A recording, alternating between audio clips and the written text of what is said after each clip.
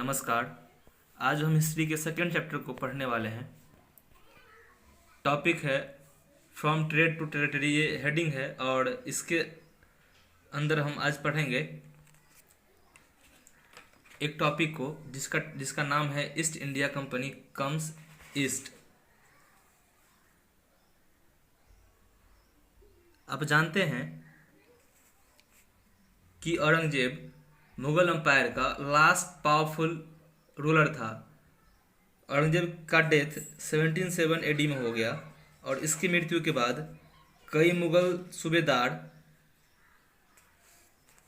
जो मुगल गवर्नर के तौर पे काम किया करते थे और कई बड़े जमींदार अपने आप को फ्री कर लिए और एक फ्री एम्पायर को स्थापित किया, जिसके बाद दिल्ली लंबे समय तक एक इफेक्टिव सेंटर के रूप में नहीं रह सका, क्योंकि उनके कई जमींदार और सूबेदार उनका साथ नहीं दे रहा था। सेंट्रल में दिल्ली बादशाह को सपोर्ट नहीं कर रहा था, इसलिए वे बहुत कमज़ोर हो गए। इसी बीच 18th सेंचुरी के मध्य में, half of the 18th century, Bharat में, इंडिया में एक नए पॉलिटिकल पावर का उदय हुआ जो ब्रिटिश पावर था। भारत के पॉलिटिकल हॉरिजॉन पे ब्रिटिश पावर का उदय हुआ। आप जानते हैं, पिछले क्लास में आप जान गए थे कि ब्रिटिश भारत में एक ट्रेडिंग कंपनी के तौर पे आई थी, लेकिन शीघ्र ही भारतीयों की स्थिति को देखते हुए वे पूरे भारत का सुप्रीमो हो गया और उसने भारत में एक बड़े एम्पायर का गठन किया। अब हम टॉपिक को पढ़ेंगे। टॉपिक का नाम है east India company comes east. पिछली क्लास में आपने जाना कि 1600 ईस्वी में 1600 एडी में ब्रिटिश ईस्ट इंडिया कंपनी ने ब्रिटिश इंग्लैंड की जो क्वीन थी एलिजाबेथ फर्स्ट, उनसे एक चार्टर जारी करवा लिया जो रॉयल चार्टर के नाम से जाना गया। इसके तहत ब्रिटेन में इंग्लैंड की कोई भी company British east India company को चुनौती नहीं दे सकती थी और ब्रिटिश ईस्ट इंडिया कंपनी के अलावा कोई भी कंपनी इंडिया या पूर्व के साथ व्यापार नहीं कर सकती थी। इस तरह से ब्रिटेन में इस कंपनी का कोई कॉम्पिटिटिव या कोई प्रतिस्पर्धी कंपनी नहीं था।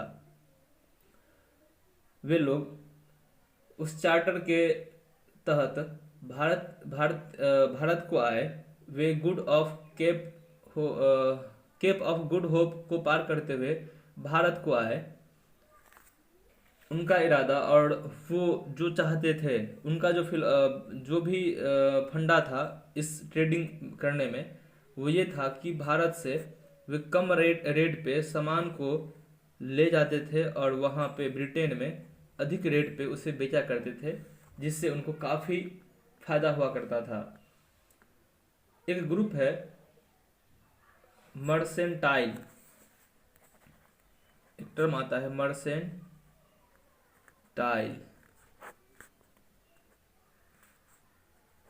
इसके लिए आपको कहना पड़े कि मर्सेंटाइल क्या है, इसे डिफाइन करना पड़े तो आप कह सकते हैं a business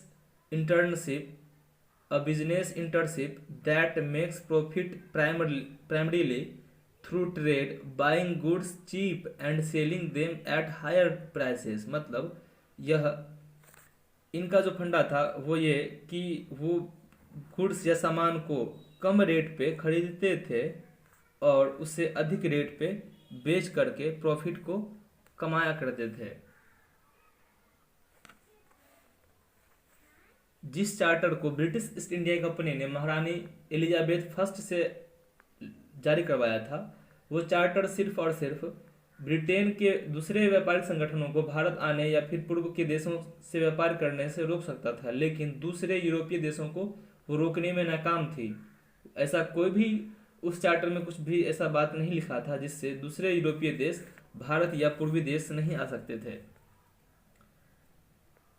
British east India company को दूसरे यूरोपीय देशों की कंपनियों से काफ़ी प्रतिस्पर्धा करना पड़ा था। जब तक British east India company south Africa को पार कर भारत पहुंचे थे, उससे काफ़ी पहले ही पुर्तगाल के एक सेलर जिनका नाम वास्को डी गामा था 1498 में सी रूट के थ्रू भारत आ चुके थे और वेस्टर्न कोस्ट में, इंडिया के वेस्टर्न कोस्ट में उनका काफ़ी दबदबा था, खास करके गोवा में। पुर्तगालियों के बाद भारत में डच आए 17वीं सेंचुरी में और इसके ठीक बाद ही फ्रेंच ईस्ट इंडिया कंपनी भी भारत को आए। मतलब ब्रिटेन सबसे लास्ट में आया। अब ब्रिटेन के आने तक, जब ब्रिटेन आया तब तक भारत में 3 यूरोपीय कंपनी पहले से ही मौजूद थी। अब ब्रिटिशों को इन तीनों कंपनियों से कंपटीशन करना पड़ा और इस कंपटीशन में ब्रिटिश वाकई जीता भी। जब वे लोग भारत आए तो उन लोगों का टारगेट एक ही सामान को खरीदना था। जितने भी कंपनियां थी सब एक ही तरह के सामानों को खरीद रहा था, जिसके कारण उनको ये सामान पहले की तुलना में महंगा मिलने लगा। और वे कंपनियां जब यूरोप जाते थे तो उसी तरह के सेम सामान के एक ही सामान की भरमार हुआ करती थी, जिससे उनको मुनाफा थोड़ा पहले की तुलना में कम होने लगा था। हालांकि वे अपने अपने देशों में इसे अधिक रेटों पे बेचा करते थे, लेकिन दूसरे यूरोपीय बाजारों में वो कीमत नहीं मिल पाती थी। इन चीज़ों में शामिल था भारत में बने फाइन क्वालिटी का कॉटन और सिल्क के कपड़े। फाइन क्वालिटी मीन्स कि अच्छी क्वालिटी का, उन्नत किस्म के। इसके अलावा पीपर जिसे काली मिर्च कहते हैं, क्लव्स जिसे लौंग कहते हैं, कार्डेमम जिसे इलायची कहते हैं, सिनामॉन जिसे दालचीनी कहते हैं, इसकी भी काफ़ी मांग यूरोपीय बाजारों में थी।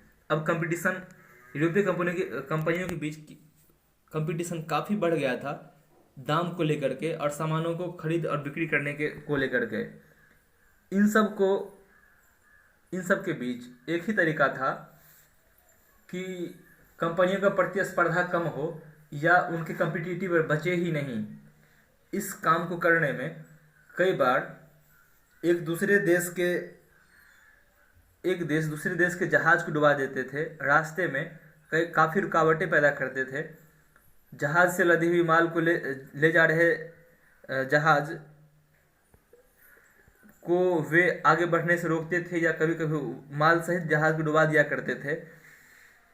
इस तरीके से काफ़ी दिक्कतें आने लगी थी। आप कह सकते हैं कि उस समय व्यापार सिर्फ और सिर्फ हथियारों के बल पे ही चला करता था। जिसके पास जितना अधिक सैनिक शक्ति थी या हथियार था, वे अधिक शक्तिशाली और अधिक प्रभावशाली तरीके से व्यापार कर पाया करते थे।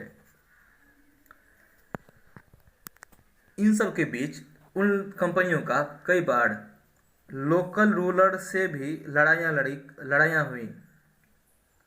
कन्फ्लिक्ट, इन सब तनावों के बीच intense conflict with local rulers, मतलब इन सब तनावों के बीच लोकल रूलर्स के साथ भी कई बार तनाव हुआ और झगड़े हुए, जिसके कारण भारत में भारतीय शासकों के साथ व्यापारिक संबंध के अलावा राजनीतिक संबंध भी, पॉलिटिकल रिलेशन भी बनना शुरू हो गया।